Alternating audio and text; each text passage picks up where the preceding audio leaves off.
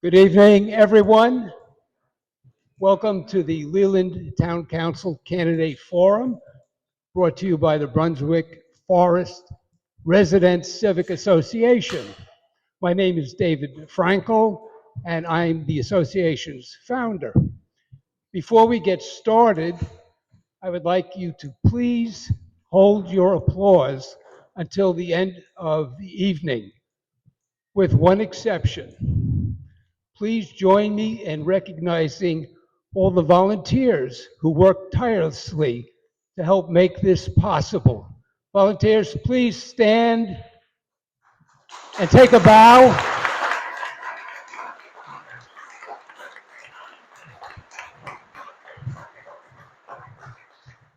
Thank you. This evening, Chuck Binns will serve as our moderator, and John Kowalski, who's standing in the back, will be our timekeeper. John, show the sign. Thank you. Chuck will explain the ground rules in just a moment, but first I have the honor of introducing Leland's mayor, Brenda Bozeman.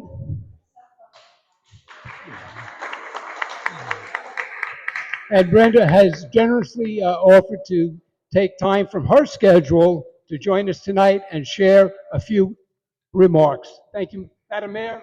Thank you, David. You know, it's been an honor to serve this town of Leland as mayor, especially. I'm sorry. It is an honor to be the mayor of this town. On behalf of the town, I want to thank all of you for being here tonight for this special community event. Candidate forums are a honored tradition. It's always good to give residents a chance to hear their perspectives and what they think they can do for the town to make it a better town for you and I to live in. I want to thank all the candidates for being here and for stepping up. You know, it's sad whenever no one runs against anybody. You always got to have somebody stepping up to work for your community. And I want to thank you, the residents, for caring. It's obvious that you care from the other night's forum that we had and for this one. It shows that you care about your community. And together we can keep this town going, do what we need to do to make this the best town in the USA. Okay?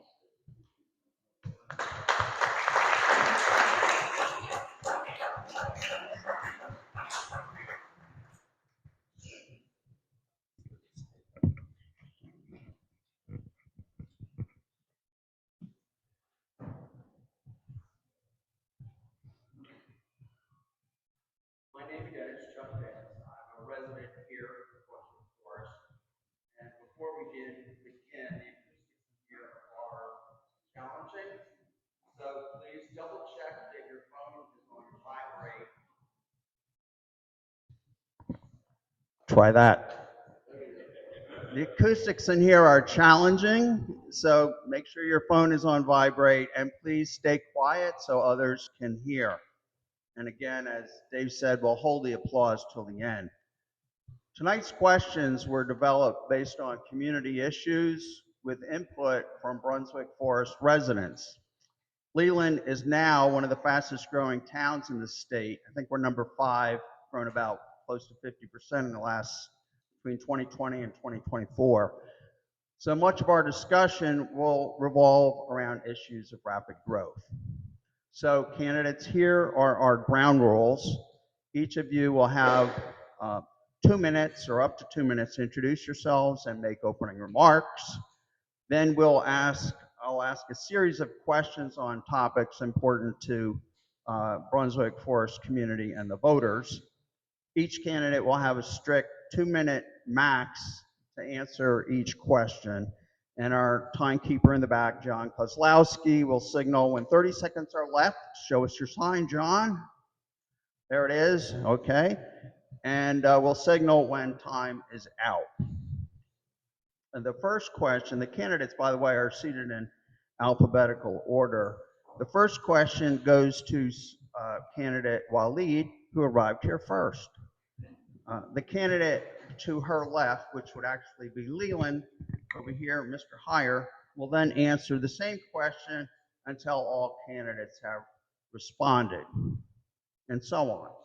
So if one candidate, I'll say, disagrees with another candidate by name or implication in their answer, then when they finish answering, the other candidate can they can raise their hand, and we'll give you 30 seconds to respond after they finish before we move on to the next question. And then we'll conclude the forum with 2-minute closing statements from each. That will be about 10 minutes to 9. So, candidate Waleed, you will have 2 minutes for your opening statement, and you may begin. Okay, good evening, Brunswick Forest. My name is Susan Waleed, and I'm running for town council because I believe this town deserves responsible growth and not unchecked development. We need answers to our infrastructure, and the open burning, and these are the reasons that I decided to jump in. I'm just an average person, retired. I could be home, resting right now with my dog, but I decided that I would jump into this race and see what I can do as just an average person. We have trees cleared, open burning for rapid construction. You of course know you guys are getting ready to get hit.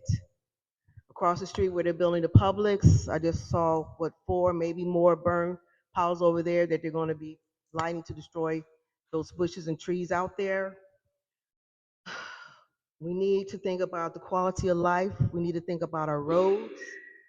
And I'm deeply concerned what this does to Leland's future and whether we're going to have people staying here or people leaving.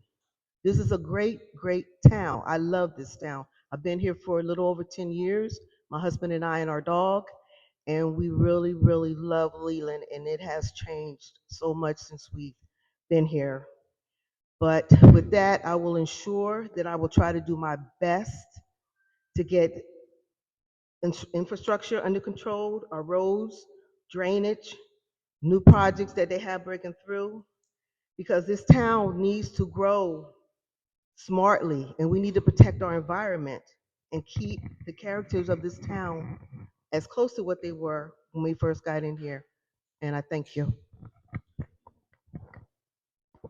Ms. Waleed, could you just please stand for a moment, just so that people in the back can see who you are? And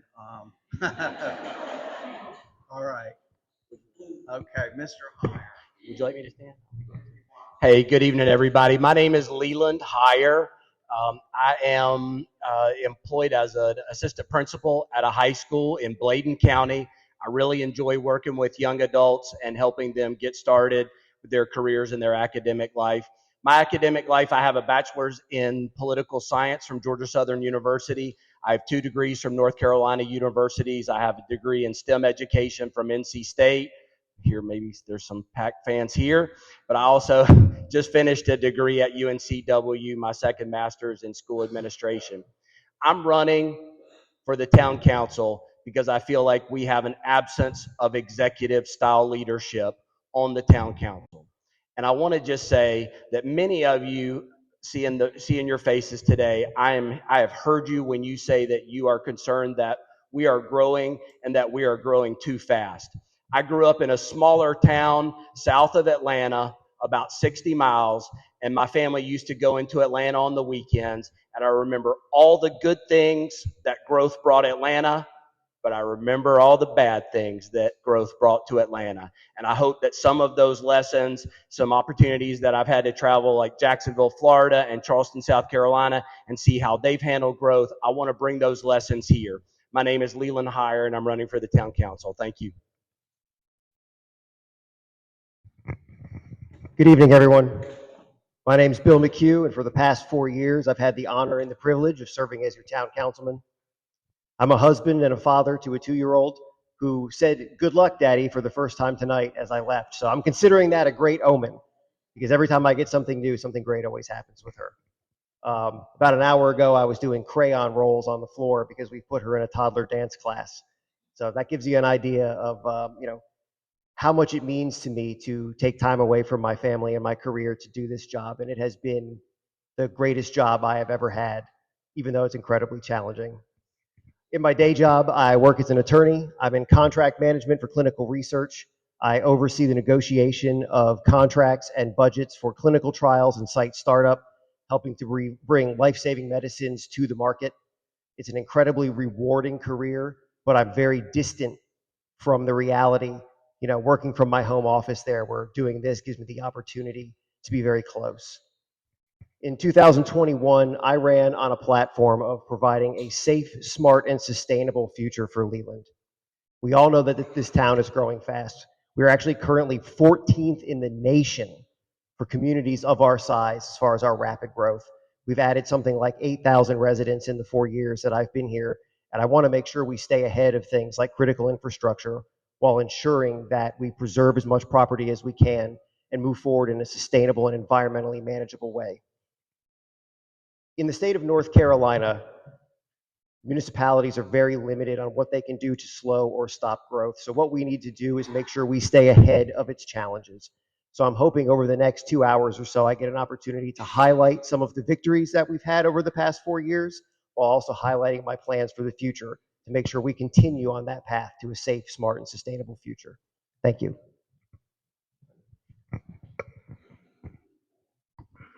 Mr. Pendleton. Good evening. I'd like to thank Dave and the Brunswick Forest Organization for putting this on. I'd like to thank the mayor for being here, and of course, all the candidates that are up on the stage. It takes a lot of courage to put your name out there and to run for office. I was born and raised in Jacksonville, Florida. I have a bachelor's degree from Florida State University, and I have a master's degree in management from Indiana Institute of Technology. I'm not a politician. I'm a business professional. I have over 30 years of business experience managing companies and working with budgets and managing operations and sales teams. I've managed conflict resolution, I put together contracts, and we've run profitable organizations. You ask yourself, why are you running? Well, my dad told me a long time ago, you can do 3 things when you're not happy with something. You can sit back and keep your mouth shut, you can complain, or you can do something about it.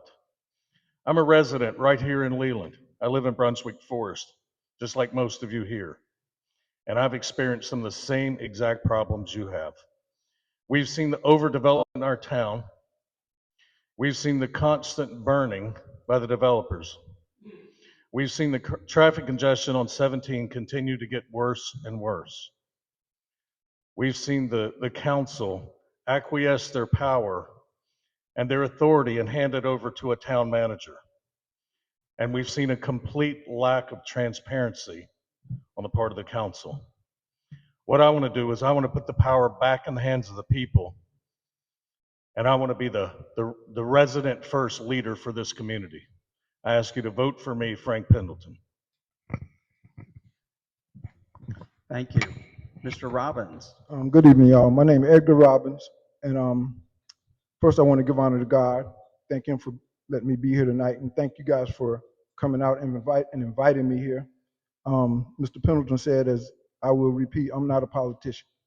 I'm a blue-collar worker, retired machinist, and I can't find a whole lot to say about the bad things. I can say the growth is not going well. But the cat is out of the bag. It's not what happened. It's what can we do to fix it. Infrastructure got to catch up with growth, as far as I'm concerned. I will be transparent. I am trustworthy, and we'll try to get these things under control. I would think that we need good people working in the town, community workers. From the top to the bottom, I think they should be able to live in Leland. I think they should have a livable wage. I think we need affordable housing. I'm gonna try to be a bridge from you guys to the council. I think more people should come to the meetings. There's hardly anyone at the meetings when I go, unless they have a problem. We got to do better as citizens as going to the meetings, not just when there's a problem, but for everyday life stuff. And like I say, I'll be transparent. regular blue collar worker, and I just want to say, like I say, the growth is out of control. It's not out of, I won't say it is out of control, but the cat is out of the bag. It's not what has already happened. It's what can we do to make it better. I really want to see Leland be a cleaner town. I'm a clean guy. I want the ditches and everything. I see where they're not as good as what I would like for them to be. And I wouldn't come on the board to start a lot of trouble. I will say I am an independent because I don't want someone on the right or someone on the left trying to tell me what to do. I want the people who elect me, if I'm elected, to stay in my ear and tell me what they want. And it's not a me thing if I win. It's a we thing. Thank you, sir. Thank you, guys. Thank you, Mr. Robbins. Okay, the first question, as we said, is going to go to candidate Waleed, and it concerns conflict of interest. Many residents are worried about overdevelopment and are concerned about a relationship between politicians and the real estate industry that looks too cozy. What can you say to make us feel more comfortable? First, I want to apologize for the people in the back for not standing. Um, that is definitely a conflict of interest, which if that is what is going on, then I will explain why there's so much building going on. I am not in favor of builders in the council being in like this, because is going to determine what is going to be built, what is not going to be built, where it's going to be built, and that is not a relationship. It's not a good relationship, definitely at all. And I can't tell you what you can do to have faith in that, because unless there's some type of transparency that's going to tell you that there is no cahoots going on between the builders and the council, that's the only way that you're going to know and have faith in what the council is approving or not approving is legitimate. So there would have to definitely be some transparency with that. Thank you. Mr. Hyer, same question. Yeah, I think your question is really about transparency in government. I think what people want to know is that we're able to make decisions independently, that we don't come under the pressure of any special interest, whether it's home builders, developers, people in the real estate industry, attorneys, whatever. I'll remain independent, but I do rely on you guys to give us the information that we need. I've never folded under special interests. I worked for several members of Congress. I've seen special interests try to exert their pressure. I've seen how they do it. I'll see it coming if such an event takes place here. Thank you. Mr. McHugh. That's a great question. I have zero connection to the real estate or development community. The only conversations I've ever engaged in with these people has been in relation to my 4 years on the council and items that have come before the council, or times where I've asked them to stop doing something that we didn't like. Those conversations didn't go very well for me, to be perfectly frank. They were not interested in what I was asking for and gave me comments such as, well, I'm one of Leland's largest taxpayers. I'll drive my dump trucks on your roads if I want to. I have never taken a dollar from a political action committee or a special interest group. However, I have been called out by more than a few. When I initially proposed the flood zone ordinance that I've been trying to pass for the past year and a half, the Home Builders Association, one of the most powerful lobbies in the state of North Carolina, got on social media and called me a NIMBY. The Business Alliance for a Sound Economy fought me like crazy and said I was trying to destroy the American dream by making sure we didn't build homes in high hazard areas. I am no friend to special interest groups, and I never will be. I will never cave to them. I work for a Fortune 100 company based in Waltham, Massachusetts. All right, being an attorney, I have no interest even in anything in this community. When I'm serving as your council member, I am representing you 100%, and I always will. Thank you. Mr. Pendleton. I am not in the real estate business, and I'm not a developer. And I can tell you with a straight face that I've never sat down with a developer. I've never met with a developer. I've never voted for a developer. and I've never given in to anything they've asked for. I don't have any connection with the developer. But I think the point we're trying to make with the question is, how transparent are we really going to be? Because I think that in a lot of people's mind here, the developers have kind of controlled a lot of what's happened in the council. And they've kind of controlled how the voting has gone on certain permits and annexations. For me, transparency is a little bit different than just simply informing people after the fact. I think transparency starts with involving people before the decisions are made. And when I talk about being a resident first leader, I want to involve the residents of Brunswick Forest, the residents of Waterford and Magnolia Green, the residents of old original Leland, and involve the community. We're all residents here together. I want to involve the community in the decisions that are going to be before the council, and how the voice of the people is how I'm going to vote. Because politicians have a tendency to forget who put them there. They get in office, and all of a sudden they think that they can acquiesce to themselves. Their voice, their vote is the most important thing. But with me, I don't have an agenda. I want to be the voice of the people, and I'm going to support what we have to say. Thank you. Mr. Robbins. Um, Yes, sir. I'm here shaking my head because I'm agreeing with a lot of the good things that I'm hearing, and so I can't help but, just because these are my the candidates running against me, is that some of the things they're saying that I agree with, so I won't try to hide that, but I'll say that trustworthiness is hard to come by, but it's easy to lose. It's easy to lose, man. And I can say on the council, the meetings I go to, they have the votes, and I know they do things behind closed doors too. But I think that you're going to always hear something that's going on. Everyone wants to bring their business to Leland because Leland have room to build. If it was Wilmington that had room, Leland wouldn't be about to burst at the seams because Wilmington is already busted. So the builder's going to come here automatically. Now we have to give each one a fair chance. It's going to always be side talk about dishonesty, when there's so much money at stake. What we have to do is come out to the meetings and make sure that the money is going where it's supposed to go. We can't hear our buddy talking in church or wherever at the job or whatever, like, oh, this is what's going on, and take that as the gospel, in my opinion. We got to do our homework, show up at the meetings, and then talk to our councilman. And they should give you a response. I would be available. I would be for the people. If I'm elected, I will be for the people. Thank you. Okay, this second question, Mr. Hyer will answer first, and it concerns taxes.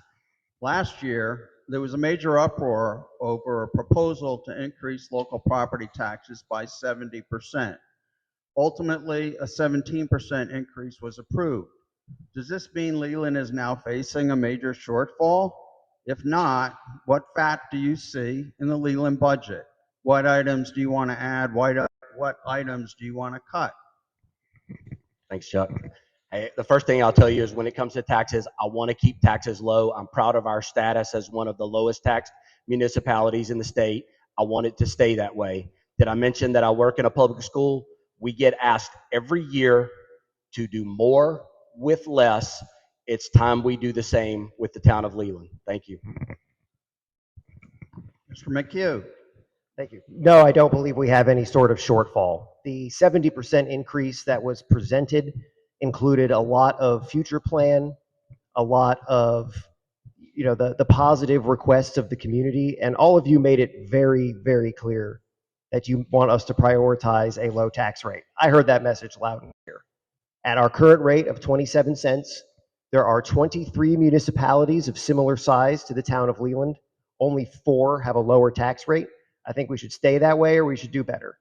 That 4-cent increase paid for a program that repaves 5% of Leland's roads every year, prioritizing the highest trafficked roads in the worst condition. It paid for additional firefighters. It paid for a police power shift that doubles our police presence during the busiest 12 hours of every day, ensuring that we're enforcing traffic, we're enforcing the law proactively, and we're engaging in the community. I believe that is money well spent. I think as far as fat goes, we need to be very careful to monitor the way our organizational structure goes. As our town grows, our staffing needs will grow. We need to make sure that we don't get too top heavy and continue to shift things around. You know, in the past year, we have eliminated at one of the assistant town manager positions. We have eliminated director level positions, and we'll continue to do that as lower level manager positions can fill some of those roles. But we have to maintain dynamic influence over that. You know, ultimately, it's up to the council to ensure that every single one of those dollars is spent well. I will continue to ensure that that happens and make sure that we can maintain one of the lowest tax rates in the state for a community of our size for as long as I'm in office. Thank you. Thank you. Mr. Pendleton. Taxes.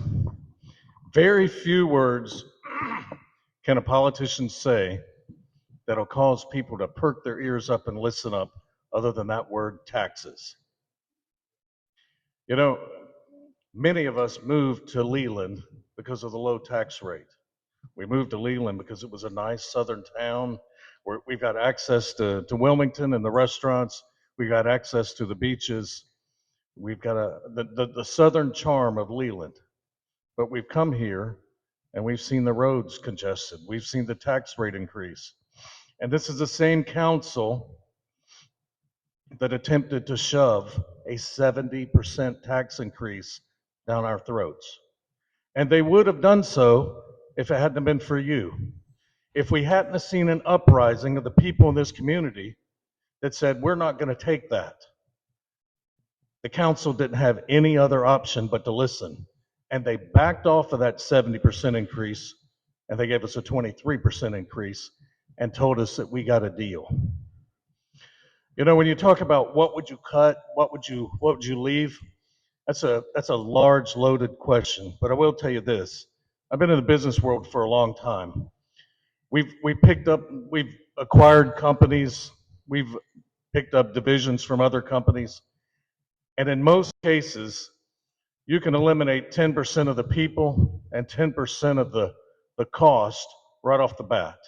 Now, I'm not saying that's the case, but I will tell you, we'll look at the line item and we will examine every single item on that budget.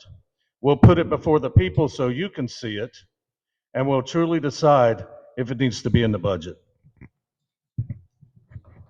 Mr. Robbins.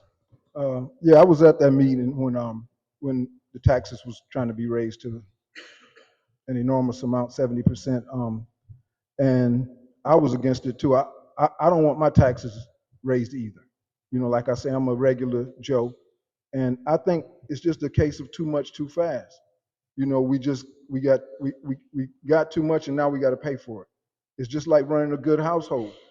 You got to cut back and throw some of the things out of the budget. You know, you got to bring in more than you putting out. And sometimes when you get stuff without really allocating the money for it, then you got to ask for more money. You know, and so I think that sometimes you just got to take a look at what you're doing in your house and say, hey, we don't need this. We can do without that. Because one thing people never forget when you're trying to take more money out of their pockets, you know, and with the way things are going up so high right now, from one year to the next, our dollar don't do near as what it used to do. And next year it won't do what it's doing right now. So one thing I'll say is that I can't see myself voting or to raise your taxes or mine. I can see throwing some things out. And what that is, what the things might be, I don't know yet. But I have to do some examining and some studying and see what makes sense. And from what the people would tell me, what their interests are, because I'm gonna say this, is that everything is not about Edgar Robbins. This world is not just for Edgar Robbins, neither is Leland. I'll be available to hear people tell me what they think, and we'll go from there. You know, we might have to hash some things out, this, that, and the other, but I won't try to make things just right for me, because I got to live here with everyone else. Thank you. Ms. Waleed. Yeah, I'm still shell shocked from that 70%. I'm sure a lot of you are too. First off, we need to protect the taxpayers by our growth being done wisely. And they talk about so many people having coming into Leland So we have all these businesses that are in Leland now, their sales tax goes to the municipalities. Municipalities give it back to the towns that have the most growth and the most population. So I say that we should be getting part of that money. I am definitely not in favor of any more tax raises. I know at one time the Leland Council had departments look and just do a blank slate. That blank slate got rid of things that they didn't need, and that cut down on taxes. But we are going to have to start looking at the taxpayers, what our money's going to, and let our money be used for growth that is wise for the city, the town of Leland. Okay, thank you. All right, the next question is. Oh, I'm sorry, I didn't understand. Okay, since Bill McHugh is currently on the council, he will have 30 seconds to respond to that. I'll just keep it brief because I think this is important. The town of Leland has a very comprehensive budget website. If you go to townofleland.com/budget25, you can see the current year, fiscal year's budget and all the information, our revenue manual, tax rates of comparable municipalities, everything. If you go to townofleland.com/budget26, you see all the information that's begun being gathered for the next budget year.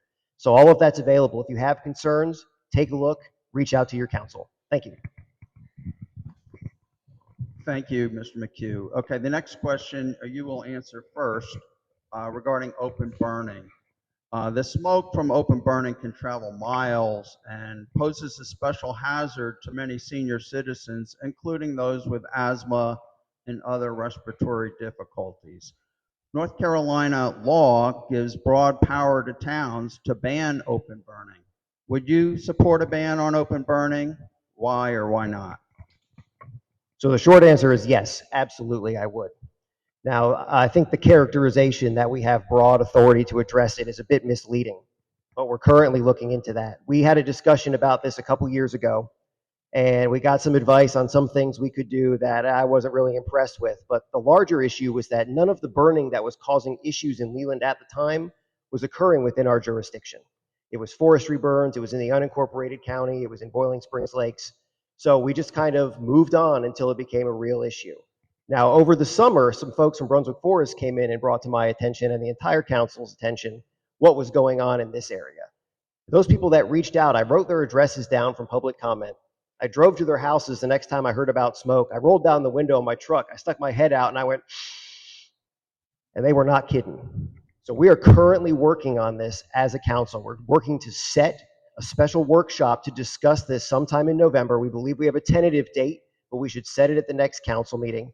We've got some positive ability of what we can do regarding land clearing burning specifically, which is obviously the issue that we're facing here in Leland today. So my goal is to get the ball rolling on that, if nothing else, so we can come up with a decision in the next year to figure out how we can stop this before it gets any worse, because they're clearing that stuff by you all at 40 acres at a time.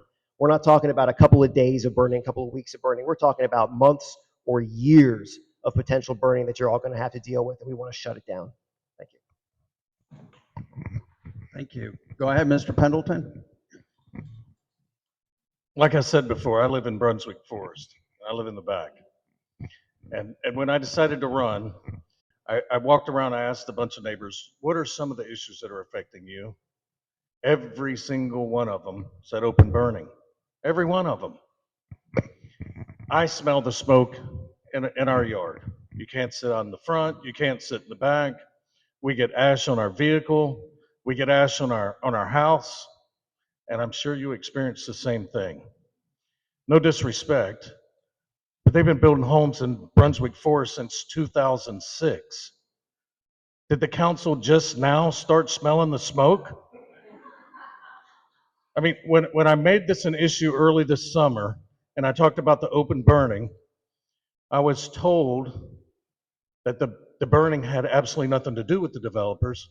It had everything to do with people burning leaves in their backyard. You know what? I'm not that stupid, and neither are you. We can see it. If you drive in the back of Brunswick Forest, you see the brush pile. They're clear cutting the pine trees, they're piling up the brush, and then they burn it.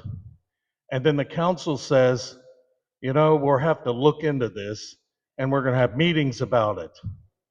I think it's kind of convenient. We're now just having meetings right here at the election. I think there's a lot of things that the council can do to hold the developers accountable. This is affecting our health. This is affecting our well-being. And this is something that should have been addressed years ago, and it hasn't.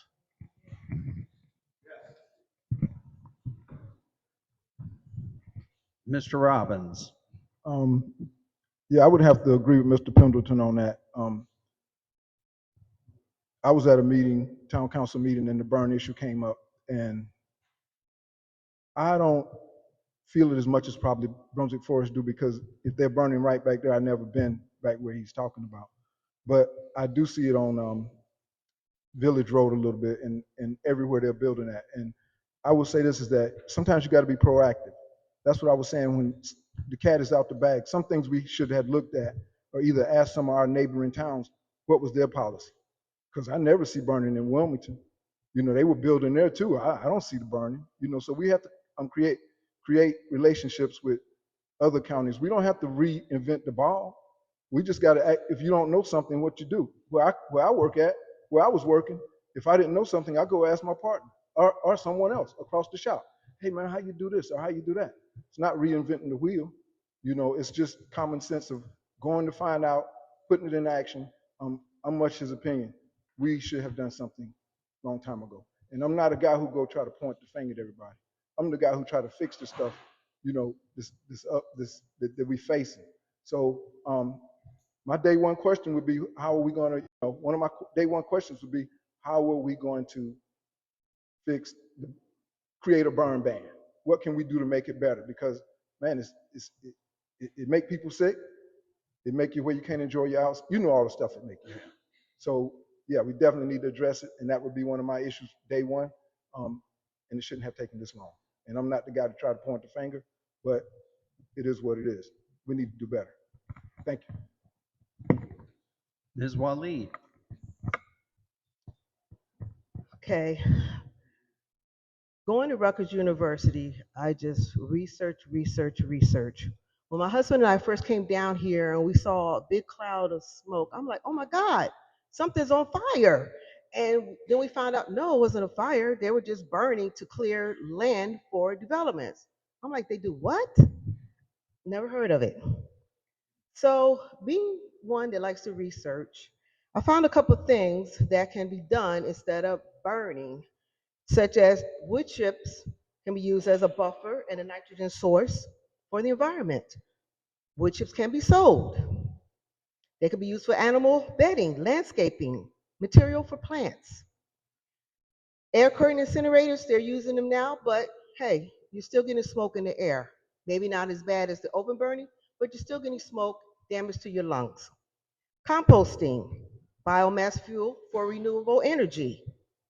Energy and biomass power plants. They can donate the good wood to the Habitat for Humanity so that they can build homes with it. And also, lastly, how about we consider maybe giving them some incentives for not burning? Thank you.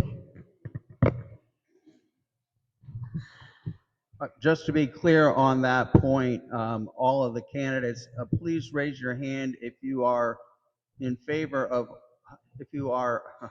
in favor of a ban on open burning. Okay, thank you. What? I'm sorry. Like my fellow candidates here, I would welcome an opportunity to vote for a ban on open burning. I'm sorry to have seen this kicked down the road. It's a third world practice. It should have been ended 50 years ago. And to each one of you that are suffering a health consequence because of it, I'm sorry. Help's on the way.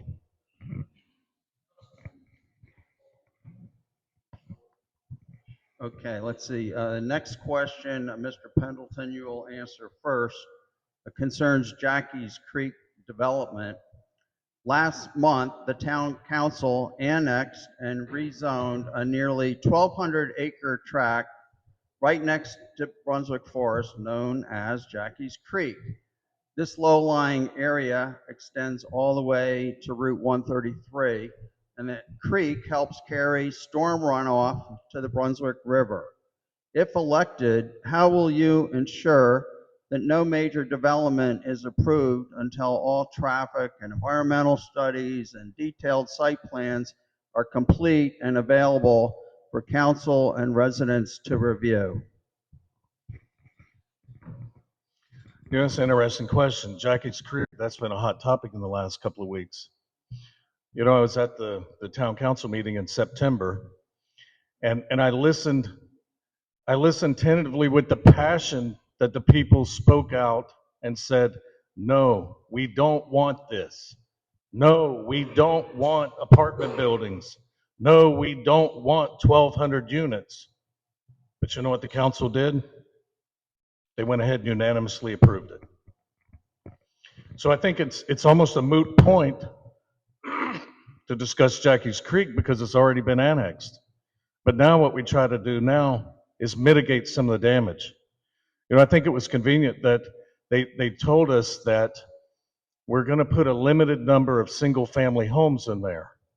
But what they're doing is they're using the word unit to talk about apartment buildings.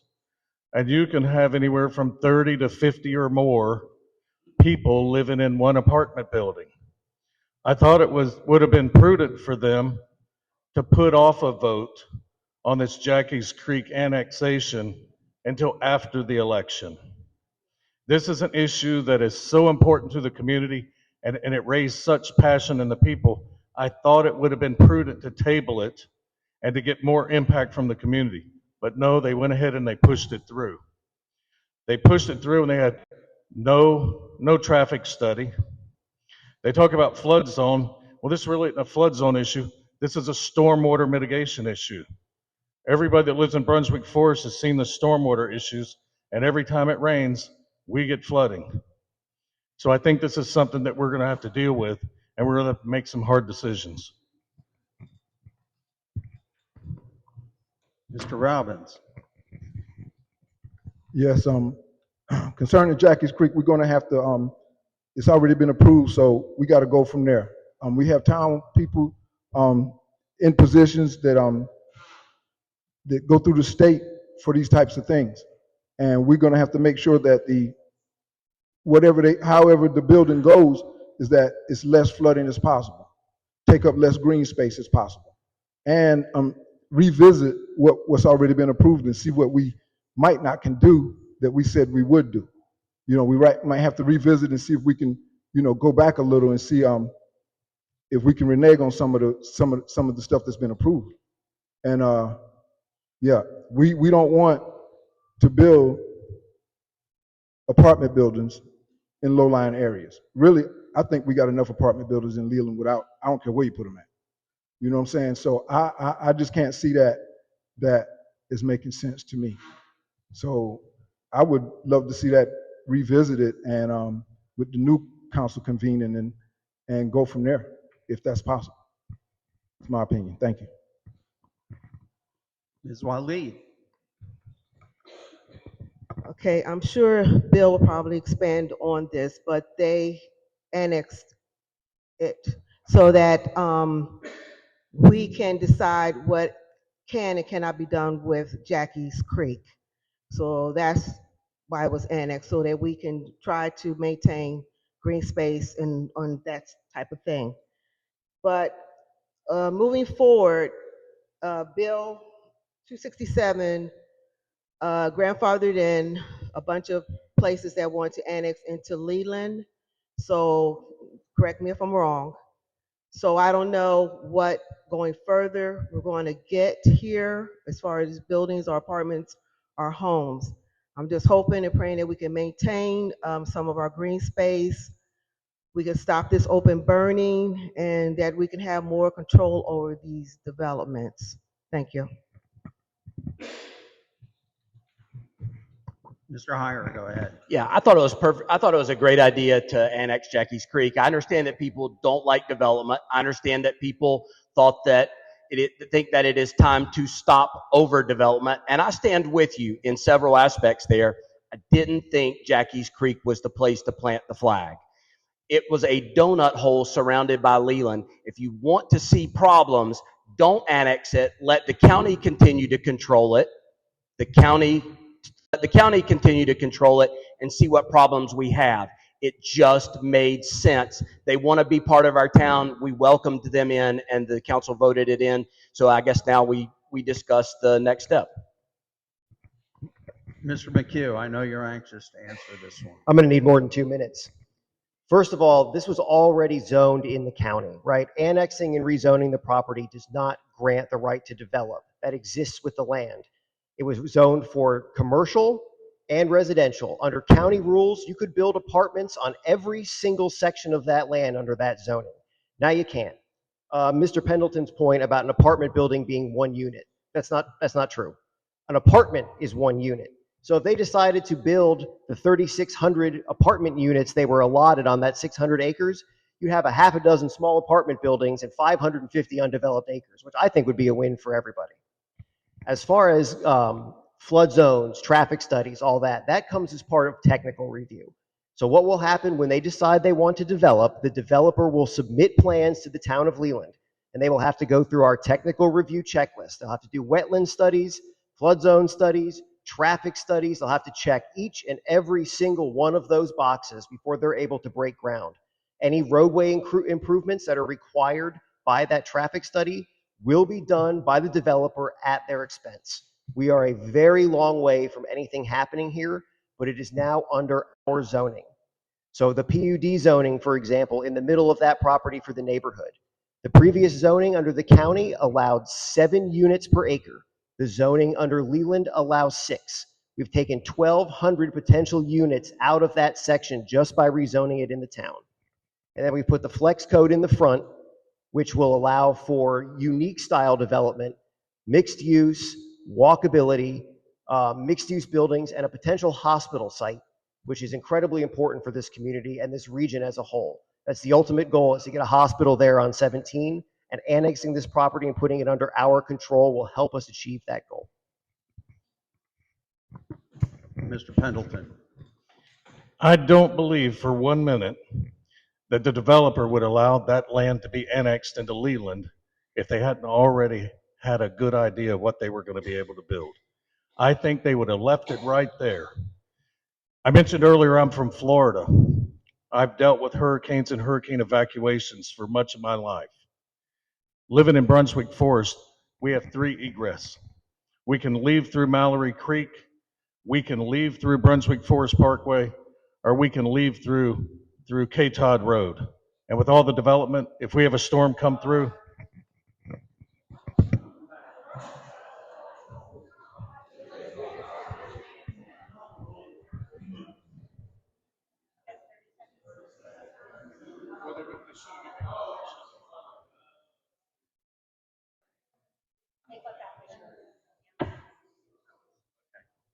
I think we're good. Okay. The next question is related and concerns the flex code. A flex code is about what a development looks like and how it functions as a place to live.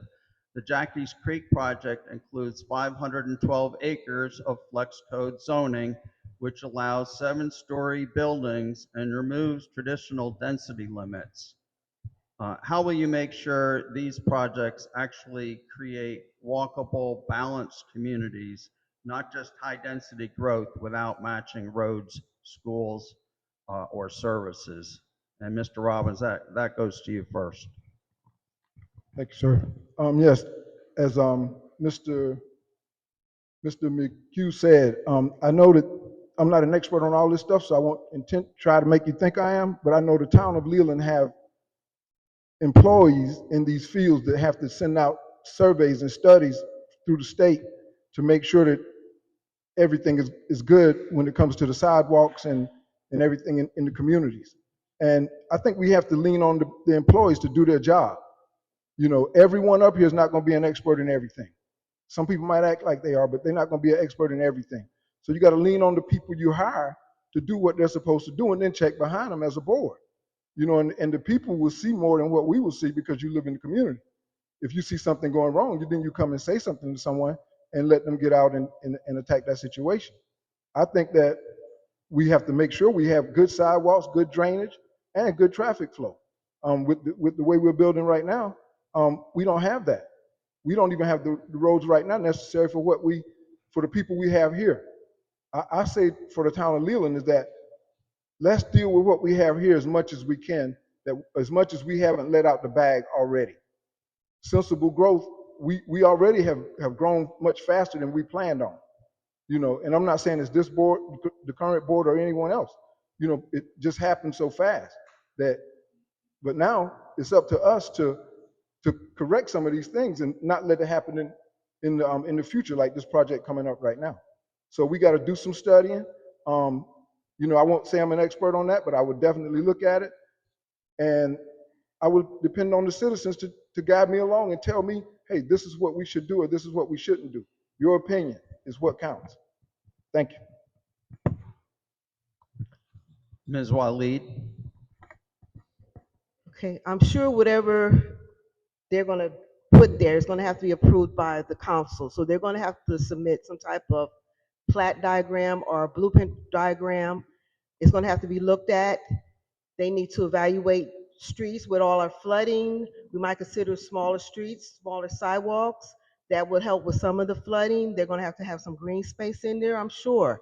So anything that they're going to try to do, I'm sure it's going to have to go through the town council, through a diagram or plat to get approved. Thank you. Mr. Hyer? Hey, with this, you're kind of asking us to talk about plans that we really haven't seen, that really haven't been brought to the council. Three things that I would look for in their plans are livable space, trees, and a safe place for egress and ingress, as Frank says, especially in the event of a hurricane. I've lived through that in Savannah, Georgia. I've seen people try to get to Atlanta and try to get to a hotel. They couldn't get one. Try to leave Atlanta, try to go to Chattanooga and get to a hotel and can't get one. Go northern to Tennessee. It is difficult under the best circumstances to evacuate an area. We've got to make sure that we've got some of the best disaster professionals in the country here in Brunswick County to help us do that in the event that that time comes. Mr. McHugh? So the flex code is broken into transects. There are 7 different transects and certain rules as to how much of the property can be in those transects and what requirements there are to get there. I would need about 3 hours to explain it all to you, but the answer is that there's only one of those 7 transects that allows those large buildings, and it requires access to a major highway, would have to be a road frontage, and they're very strict requirements.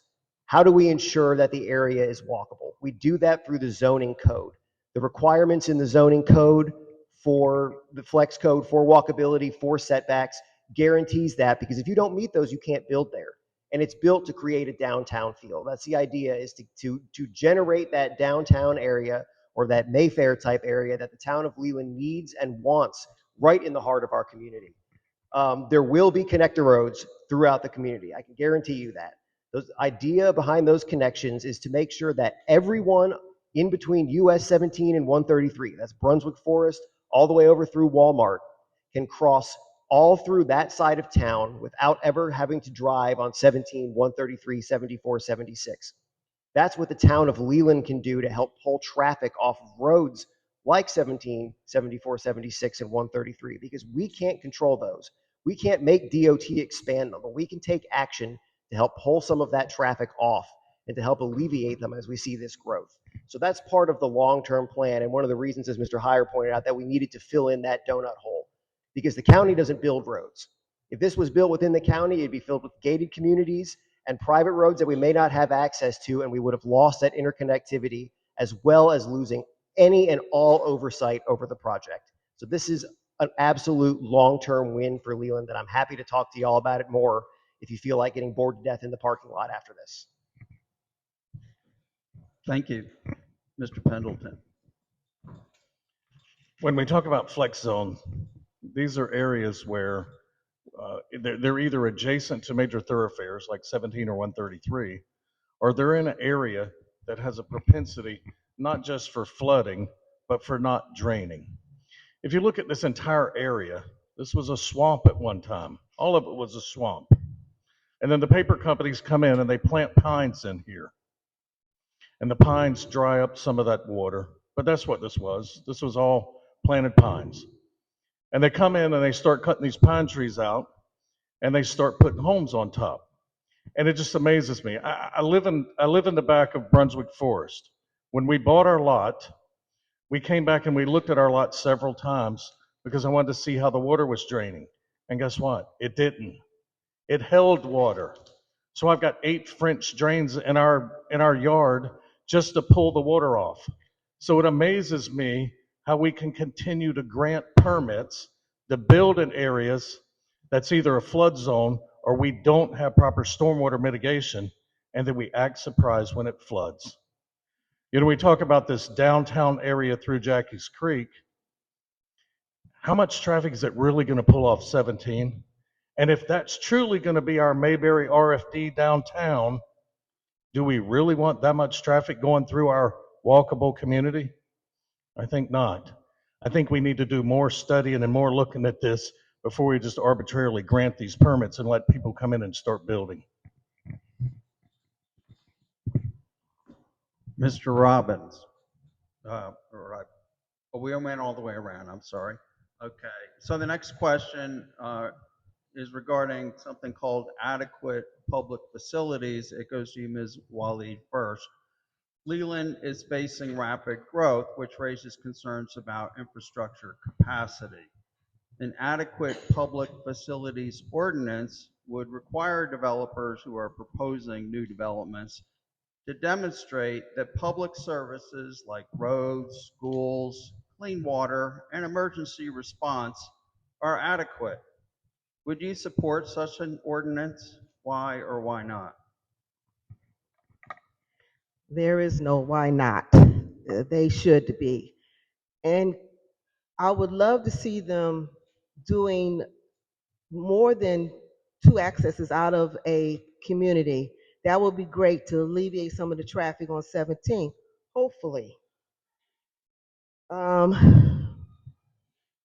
Again, they need to concentrate on drainage, and you know, our sewer system.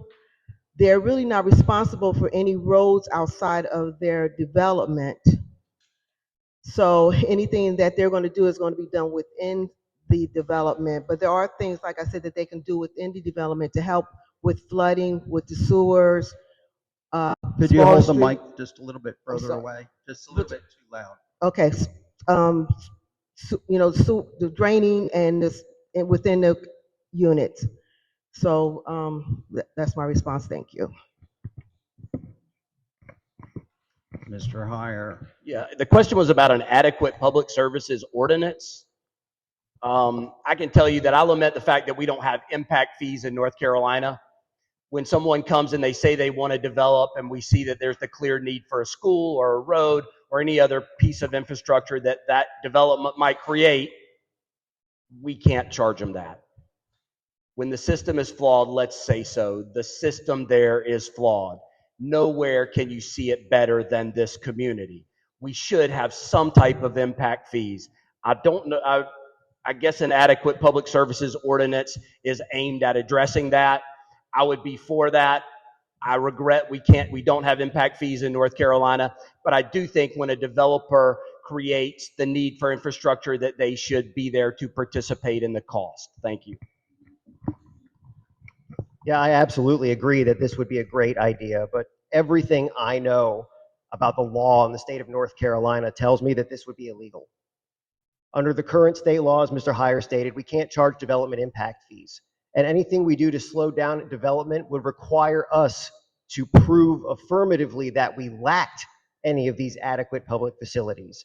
And anything like that would be so incredibly short term, right? We would get 90 days to explain to a judge what our plan is to improve water, and then we'd have to start issuing permits again. But this does bring me to an important point. As I know all of you have heard from the town on so many of occasions. This is against state law. There's nothing we can do about this. Our hands are tied here. I got sick of saying that. So I got myself a seat on the Legislative Policy Committee for the North Carolina League of Municipalities. That is the largest and most powerful municipal rights organization in the state.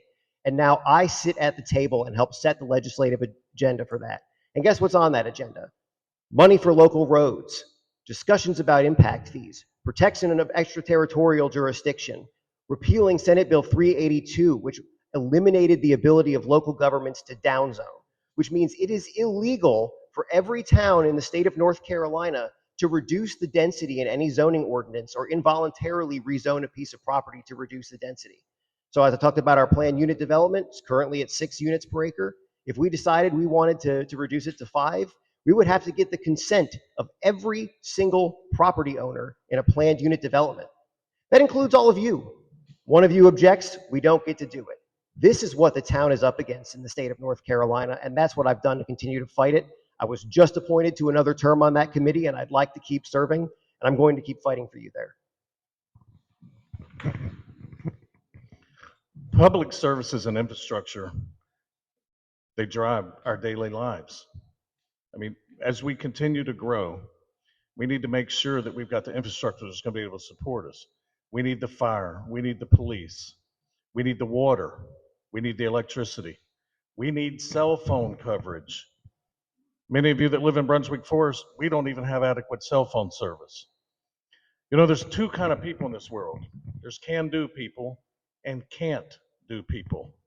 And what I keep hearing over and over and over again is we can't do this, and we can't do this. Tell me what we can do. When I grew up in Florida in the 60s and the 70s, no area in the country grew faster than the area around Orlando. And what they did is they pushed off those impacts, the impact of what that future development was going to cost that community, to the developers. They didn't push it to the residents of Orange County. Now, I know, like Leland is a very developer-friendly community, the state of North Carolina is a very developer-friendly state. And the North Carolina Supreme Court has passed legislation that said, they've ruled on cases that said impact fees are unconstitutional. We're not going to allow developers to be footing the bill for communities. I don't think that's right. But what I do think is right is we can tell the people in this community, here's what you can do. You can write your congressman, you can write your senator, you can write the governor, and we can work together to get some of these things changed. Okay, this is a related question. I'm sorry.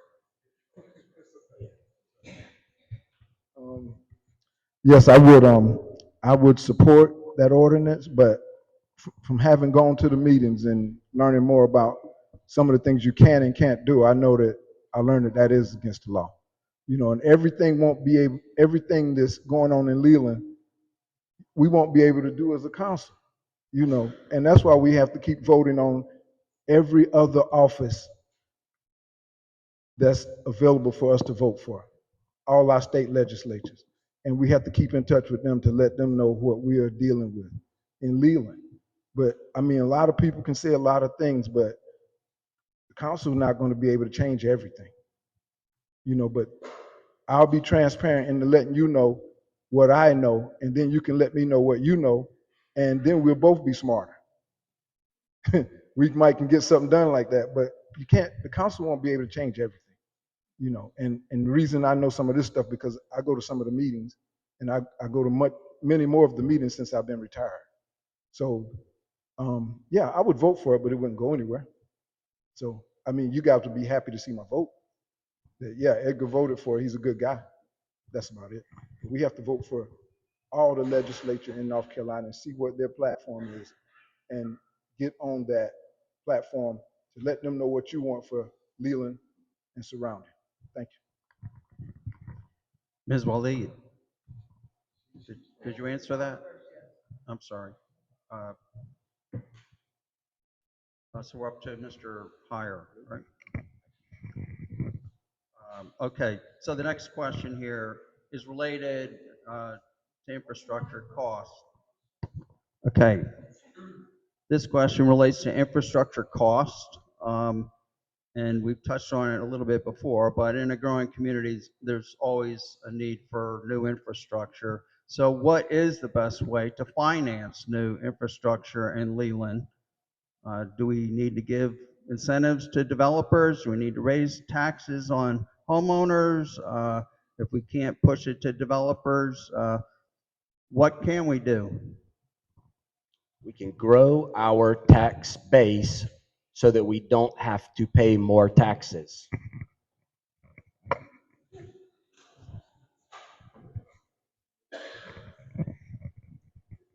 So we need to focus on what we can't require and fill in those gaps, right?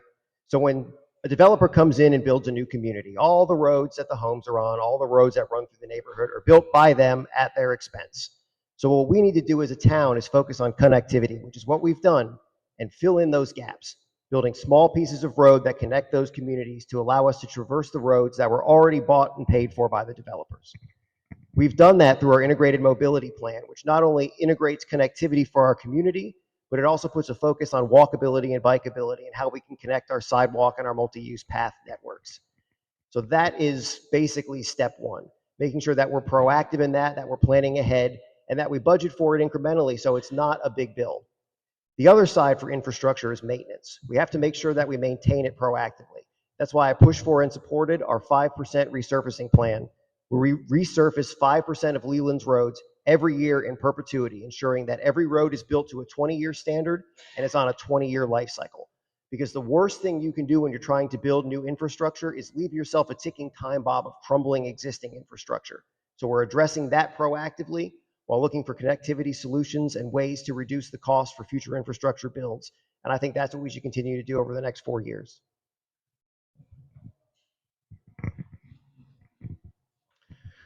I think we've seen with the population growth in Leland over the last 10, 15, 20 years that annexing land and bringing in more people is not going to necessarily pay for all the infrastructure. If that were the case, our tax rate would be next to zero. We hold the argument that if we bring more people in, then our taxes go down. I haven't seen that the time I've been here. My taxes have continued to go up and up and up. I think the infrastructure is important, and I think, we address the roads, and I'm glad we're starting to see some of the roads over in Magnolia Green get resurfaced. We rented a house for a year in Magnolia Green before we moved here, and we drove over those bumpy roads on Grandiflora. Just about tore up the front end of our car just about every day. So I'm glad that the council has, at election time, decided to go through and address one of the major thoroughfares. But if you ride down Lanville Road, if you ride through original Leland, there's an awful lot of roads that are still dirt and gravel roads that we've never addressed. We've never surfaced. So if we talk about in a 20-year time frame, every road gets resurfaced, perhaps we need to look at some of the roads that have never been surfaced in the first place. Mr. Robbins? Yeah, I don't exactly know how we would fund the infrastructure that we need, but I will say that we would need to stop trying to do so much with what we have. Like Mr. Pendleton said, bringing in so many people hadn't done us so good so far. But we might have to take some of the stuff out of the budget because that some of the minimal stuff that might not be as important. But everything is important because once one thing is taken out, then someone is saying something about that. But I would say, we have to keep in touch with our citizens, see what they want more than what they don't want, and go from there and do what the citizens want is more. And I'll say one thing about citizens, us being consumers, is that we always want more, but sometimes we don't want to give as much. Everybody wants everything, but who want to pay extra money out of their pocket, for a bicycle lane when we need it real bad. But when it comes to raising taxes, we don't want to really spend the money, but we want everything to be nice and peachy. So it would take some research to see how we really would get the money. But I would say we have to get rid of some of the stuff out of the budget that we can get rid of. We need the stuff that we need that's more important than some of the stuff that we probably don't need. So we have to just do what makes sense for the city, for the town. Thank you. Thank you. Ms. Waleed. All right, first off, can we all agree that this town was not built for everything that is going on here?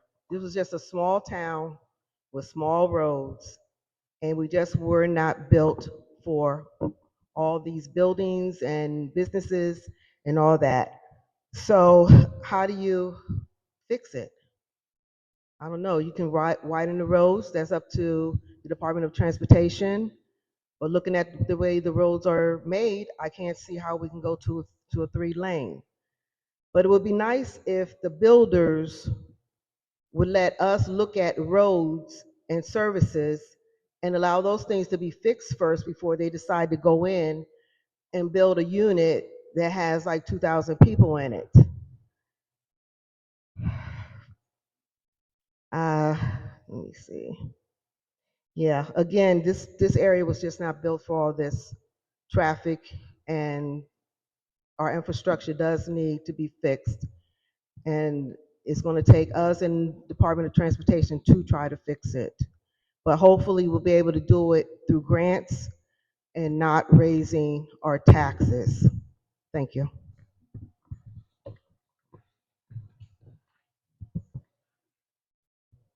Okay, this next question relates to economic development. It goes to Mr. McHugh first. Many businesses like family-run restaurants won't locate in Leland because the rent per square foot is higher here than in Wilmington. What's the reason for the higher rents here, and what might be done about it? Sure. So the primary driver for the cost of family-owned restaurants and family-owned businesses is the fact that nearly everything that occurs in Leland is greenfield development. You aren't coming in and buying an old defunct restaurant in the town of Leland. You're coming into a blank piece of dirt covered in old international paper pine trees. So not only do you have to start from scratch, you have to connect and build all the infrastructure, build the connector roads, connect the water and sewer. So you're actually multiplying the cost of a build by potentially a factor of 2 or 3. And that's one of the reasons why you see so much corporate type development, right? Somebody told me when I first took office that I was a bit unfortunate to have arrived as a council member during the fast food phase of our development, because we added lots of wonderful options like Wendy's and an additional McDonald's during that time, but it wasn't the things people want, right? Sit down restaurants. Well, I'm happy to say now we have entered the hotel phase of Leland's development, where we're now going to have 3 hotels being built. All of those hotels are nice enough that they're going to require a sit-down restaurant, which will be built adjacent to those hotels and connect to that existing infrastructure. So we're going to see some more of that as we move forward. They're not likely to be these mom and pop shops because they're still building from scratch. But as areas like Savannah Branch, which is across the street from Lowe's Foods, are developed, they're going to build commercial areas that include restaurant spaces for rent. Those will be more affordable than building from scratch. And while the rent still may be higher, there's an obvious demand in this community for those types of businesses. I expect we're going to see them. I expect we're going to see them proliferate. And I expect to see something other than a new Arby's go into those locations. Mr. Pendleton, you may want to address economic development in a more general way. That's When you look at restaurants, most of us will drive across the bridge. We go into Wilmington, restaurants in Wilmington, downtown area, and as you go out Oleander, they're nice restaurants. And a lot of these are standalone restaurants. But if you look around Brunswick Forest and over around the Waterford Plaza, we have some nice restaurants there. We have some nice family-owned restaurants. And we come up here, we have a breakfast restaurant, and we have an Italian restaurant. And we go down down the street and we've got a nice steakhouse and we've got another Italian restaurant. We've got some family-owned businesses that are here, but we need more. We need to attract some nicer restaurants. And as we put in this Publix across the street, you're going to see more restaurants come into that strip mall type location. It's difficult for small business owners to come in and build from the ground up because now instead of just paying rent, they're paying construction cost. It adds to it and it's going to make it that much more difficult. But as we continue to grow and as we bring more people, we'll have more requests for more different types of restaurants, and I think we'll see that expand. To continue on the economic development, I think one of the things that we need to do is we need to recruit more companies that'll work here and create jobs here. We don't just need to build houses and apartments, but we need to create jobs. And we can bring in some light industrial, light manufacturing jobs. We can bring in some IT type positions where people can work and live here and make an affordable wage and be a part of our community. Mr. Robbins. Economic development, as far as the restaurant costs being too high. I'm a former restaurant owner, and restaurant business is a tough business, and it's not cheap, especially when you building from the ground up. And even without that, if you come into an existing restaurant, the owner have to pay for redoing the restaurant to how he wants it. So if you're talking about building a restaurant from the ground up, you're talking about a whole lot of money, and you don't make a lot of money, especially in the beginning. And I go to some of these restaurants, to the steakhouse that he's talking about. It's pretty good, but I never seen any of these restaurants filled up that filled up really filled. You know, I see the one in Brunswick Forest up here, the Oyster Bar or something. It have more people than I see any other, you know, and the Mexican restaurant does. But if I was a restaurant owner, I wouldn't want to come here and build from the ground up, not unless I was a millionaire already. And I definitely wouldn't be thinking about restaurants if I was a multimillionaire. You know, I'd be thinking about, at my age, just having fun.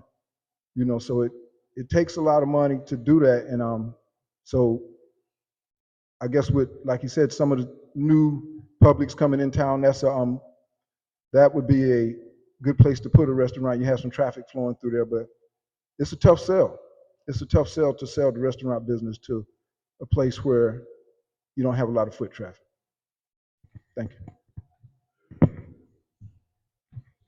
Okay, here goes the researcher in me again. I read the 2045 Leland Council plan, which is a pretty good plan to give us a type of Mayfair feel here down on Village Road, to maybe gut out some of those buildings that are down there and put something new, some mom and pop stores, some mom and pop restaurants, to do some outdoor dining, so get some walking paths down there. On Village Road, I can see it. It can be done. And I really think that it is a really, really good plan to just gut those out. They don't have to get new buildings on this side. We can start to utilize Village Road more and just gut those buildings out and just go from there. Thank you. Mr. Hyer. Hey, the question is about economic development. I'm going to take the opportunity to speak about a very specific area of economic development, and that's healthcare. I have heard you. I am not happy with the level of healthcare that you are receiving in this community. And I have not heard from a lot of people who tell me that they're 100% covered. They feel like they're getting as good a care as they got at in Boston or in DC or in New York City before they moved here. I don't think our level of healthcare has continued to match the population here. I would like to see us offer a higher level of healthcare closer than Novant. It is a tough atmosphere, the tough environment in healthcare right now.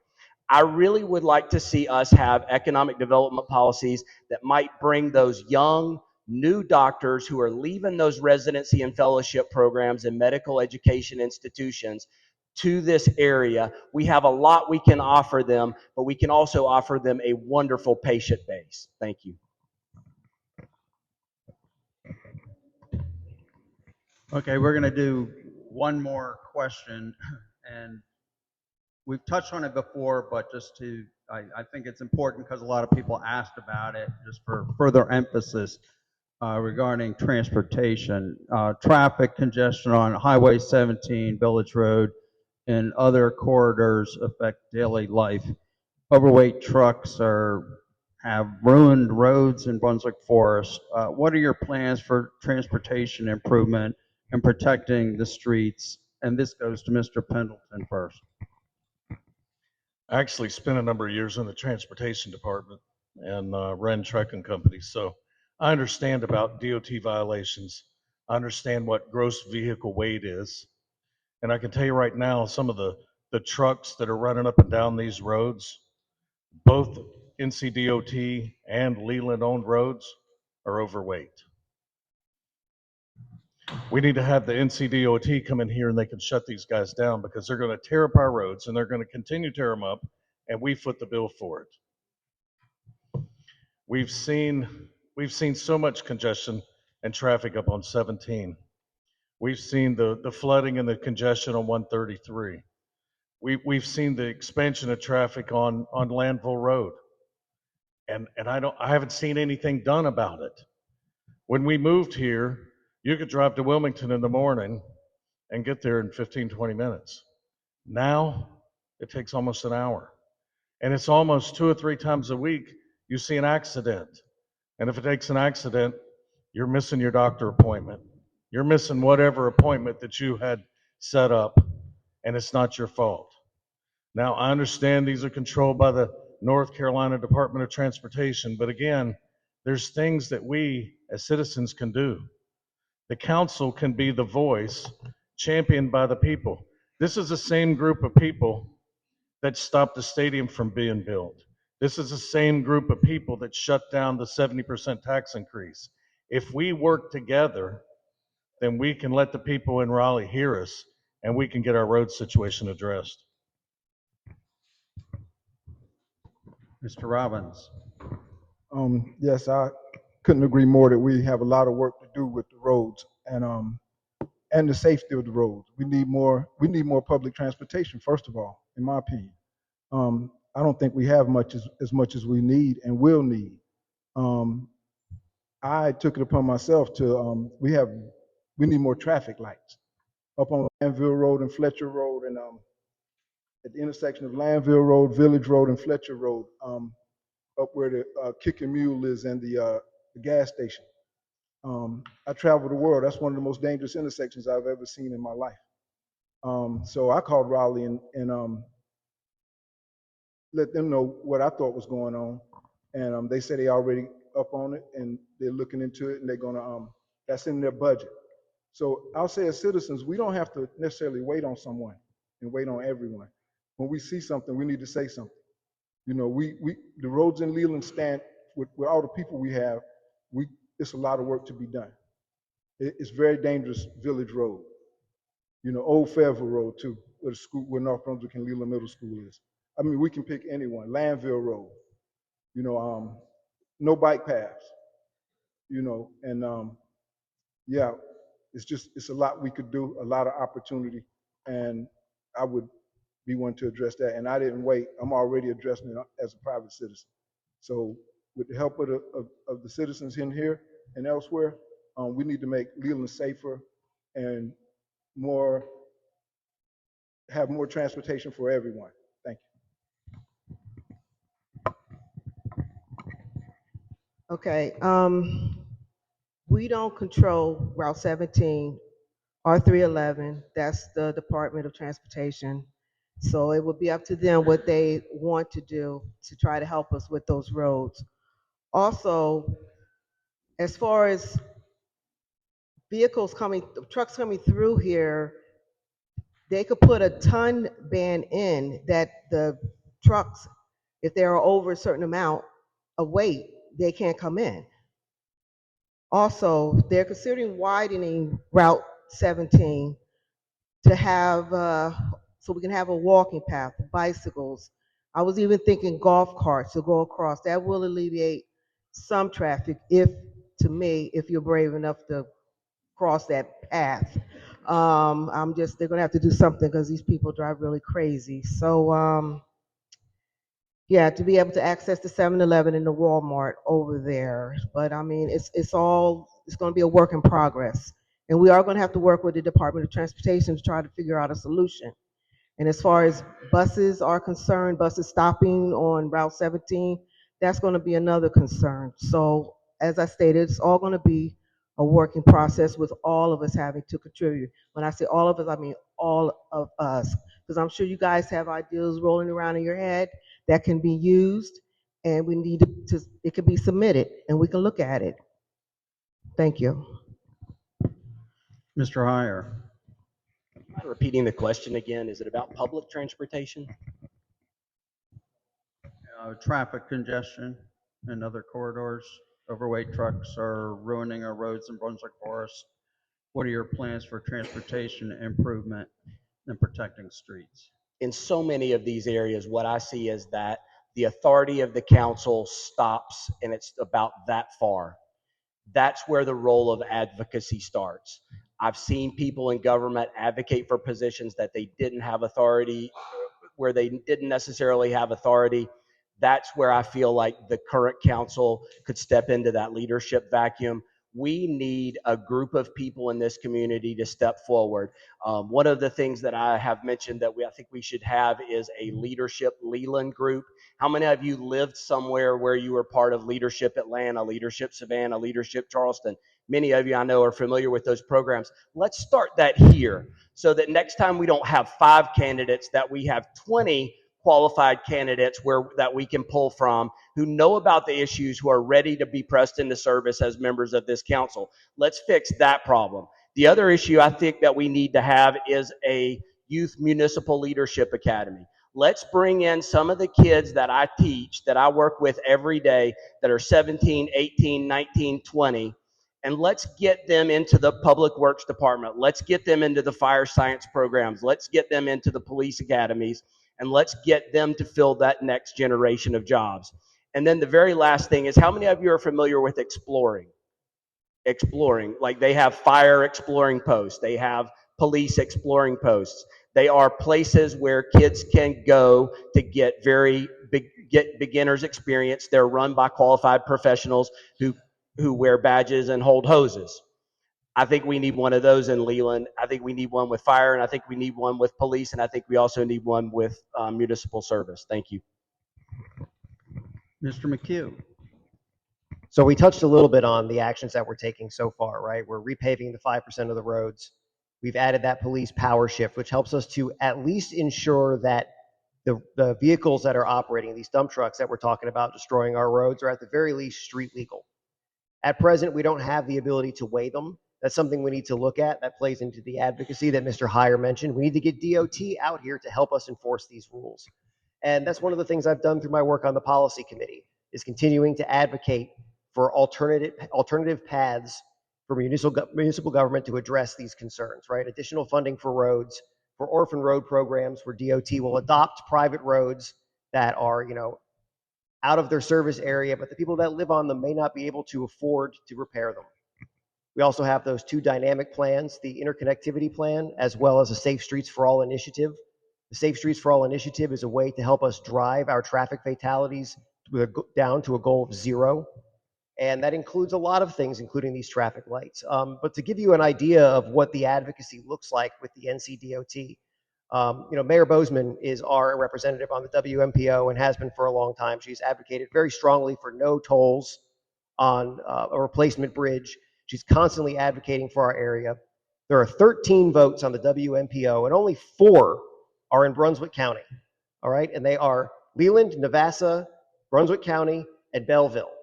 You may recognize that we don't always get along with those 4 votes, so getting to our majority is very difficult.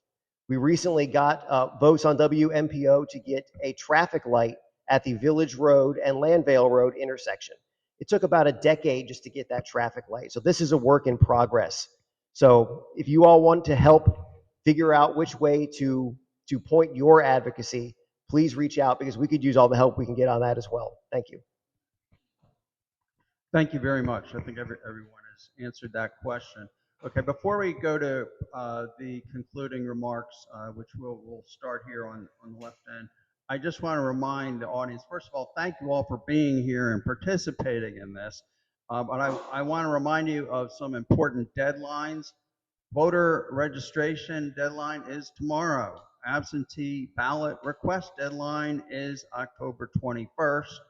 Early voting period extends from Thursday, October 16th to Saturday, November 1st. Absentee ballots must be returned by November 4th. And Election Day is also November 4th, with polls open from 6:30 to 7:30. Did I miss one? And right, Brunswick Forest residents vote right here on Election Day. What? And early voting is only in Bolivia. So, candidate Hyer, you're concluding. You have 2 minutes for your closing statement. Thank you, Chuck. And thank you, Mr. Frankel. Where's Dave? Thank you very much for having us here tonight. I know this was a lot of work, and folks, he's been working pretty hard over the last 6 weeks to put this together. And thank you guys for coming tonight. Hey, I think that one thing was clear tonight, and that is there is a lot of work to be done here. Anybody walking away from this would probably take away that there is a lot of work to be done here in the town of Leland. Managing this growth, making sure our infrastructure does not get stretched to the breaking point is not an easy job for anyone. There's work to be done. In addition, what I see as the job of a council member is that there is very little authority, but where that authority stops, we need advocates. We need people to talk about the problems in the system, to talk about the issues that can only be fixed in Raleigh. We need people to do that. Again, very little authority, but we can be advocates for the people who live here and help them create the type of community that they want. My vision for this town includes faith, freedom, and family. Faith in elected officials that they will stand up and do the right thing under pressure from special interests. Freedom so that we can continue to represent a fresh start and a new opportunity for people who come here, want to pursue the American dream, and live in a town of opportunity and growth. And last, family. I want everybody who comes here to have a sense of belonging. I want them to have a safe, supportive community that they can live in. Thank you. Thank you all so much for being here tonight. Thank you to the candidates for coming, for signing up, for entering this marketplace of ideas. Thank you to the organizers. If you're here tonight, you've been paying attention, right? If you're here tonight, you care about what's going on in this community. You're likely very well informed. I'm not going to rehash my past 4 years or rehash my platform. You can find that on my website. I want to tell you something about myself. When I was a kid, I thought that our elected leaders represented the best of us. I remember watching elections filled with heroes of World War II, Rhodes Scholars, and self-made billionaires. Then I grew up and realized that that couldn't have been farther from the truth, and it really turned me off to this. And then one day I caught myself asking, where are the people who are educated, informed, and prepared for this job? Why aren't they throwing their names into the hat? Why is every level of politics feel like it's full of influencers or grifters or people who are just after the next level? Where are these people? And I realized I was one of those people on the sidelines. And that's why I stepped up and decided to run for office. Every decision I make and every decision I've made over the past 4 years has been based on the facts that were presented to me, the law, what I'm able to do, and what I think is best. No outside influence, no agenda, just trying to make the best decisions I can for this community while being open, available, and professional, and conducting myself in a manner that I hope that you all can be proud of. And that's what I'm going to continue to do, and that's why I'm asking for your support for 4 more years. You will find if you talk to me that I will never end the conversation. You're going to have to do that. I wasn't kidding when I said I will bore you to death in the parking lot. I will tell you everything you want to know about every topic we can get within this municipal space that I'm knowledgeable on. And if I can't answer your question, I will find someone who can. And I will always do that for you. Thank you again for being here. Thank you again for participating.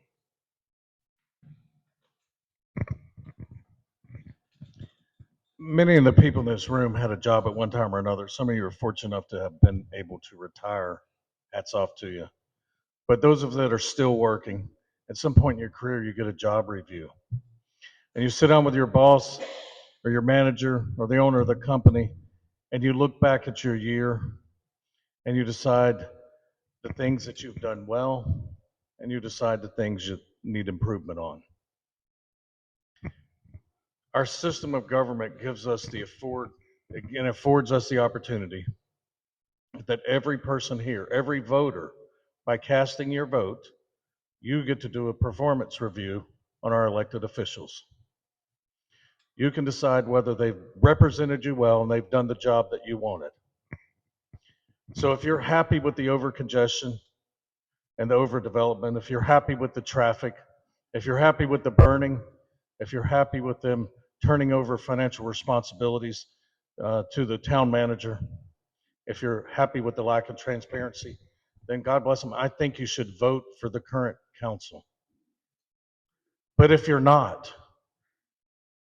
happy with the development and the traffic congestion, and you're not happy with handing over the purse strings to the town manager, and you want somebody that's actually going to fight for the people, someone who is not afraid to stand up and make the hard decisions, then I ask you to go to the polls and vote for me on November 4th. Thank you.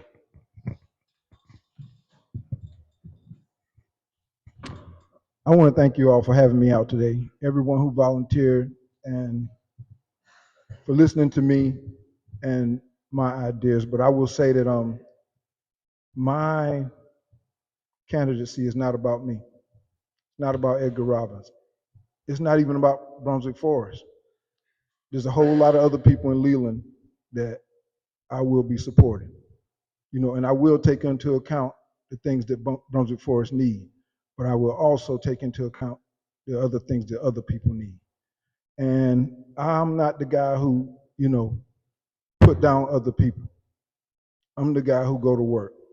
I'm the guy who we can sit here and argue behind the scenes, but when we come out, we a team. And we're gonna do the best we can do. And current administration done what they done. Some of the stuff they inherited. 4 years, things just didn't happen 4 years ago. They've been happening before then. But I'll say I'll be transparent, I'll be honest, and I'll be available. And some of the stuff we'll have to learn together.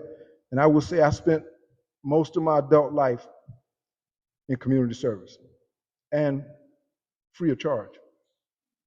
Not for money, but because that's my calling. And no matter what happened here today, I'm going to keep doing that. And if I'm elected or not, I'm going to keep doing it to the best of my ability. So you'll be seeing me around, whoever get elected. And if you're at town hall meetings, you'll still see me sometime. A lot more than I have been. So I will say I won't change. I'll be the same guy every time you see me. Sometimes I might be a little angrier than others, but I'll still be the same guy. So whatever happens now in the election is in God's hand. But if you want someone to be honest, I'm your man. I want to thank you all for coming out tonight and listening. Again, my name is Susan Waleed, and I'm running for town council because I think Leland's future depends on how we move forward from here. We can welcome new people here, but we have to do it responsibly and smartly. I am not against growth. Growth is a good thing, but we have to be able to do it smartly, transparently, and sustainably. And that's all that I'm looking for to move us forward.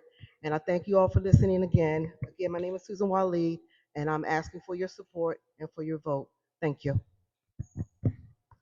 Thank you again to all the candidates, and thank you all for being here. I think being here, I'm very impressed with all of the candidates that we have, and we should be proud residents. Let's give them all a round of applause.